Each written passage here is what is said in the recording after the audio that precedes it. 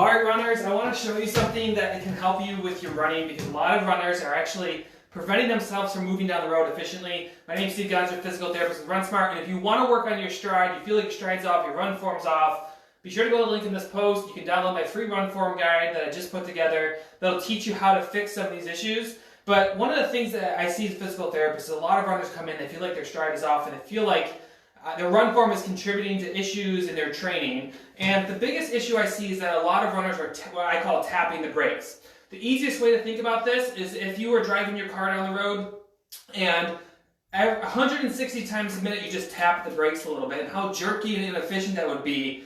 And that's why we want to address that in our run form, because when runners come through and they push off on this stride, traditionally they'll push off, they'll come through, and then they like to way overextend this front leg out in front. Now if I just come back here, as soon as this leg goes straight, the knee locks, the toes get pulled to the sky, I'm just going to go ahead and lift my back leg. You can see if I let go of my arms, I'm getting thrown backwards, I'm getting pushed backwards. And every time this leg gets out in front and jams in with that straight knee, it's a tap of the brakes. Now a lot of runners hover around a cadence of about 80 steps per leg, so it's 160 times a minute they're turning those legs over. So that's where that tapping the brakes is 160 times a minute.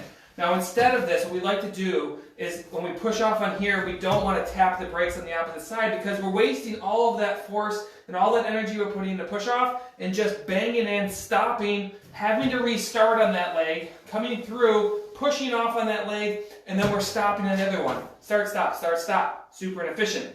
Now instead what we want to do is what I cover in my run form guide, links in the post, go ahead and download that completely for free. I'll talk about this switch.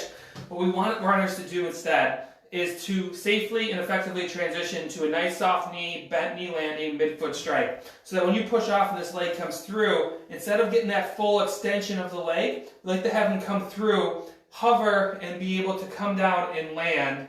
And if we get that shin nice and vertical, that is the sweet spot, toes facing straight ahead. That allows you to not tap the brakes. It allows you to engage your elastic tissues, like your muscles and your tendons right away, not take all that load into the joint. And when we learn to do that, it can unlock a lot of speed, it can unlock some injury prevention, and it can make you feel a little bit more fluid on your stride. If you want to learn how to start making that transition, you want to learn a little bit more about your run form and your stride, I highly recommend you go to the page on the link in this post, and go to my run form guide. You can download it for free, and I'll talk about some changes, give you some exercises to start thinking about to improve your form, for helping with not only your performance in your training, but also your injury prevention. But don't tap the brakes, learn how to improve your form. It's so critical and it's so important for a long and healthy running career. Thanks for watching, and have a great day everyone. I'll talk to you soon. Bye.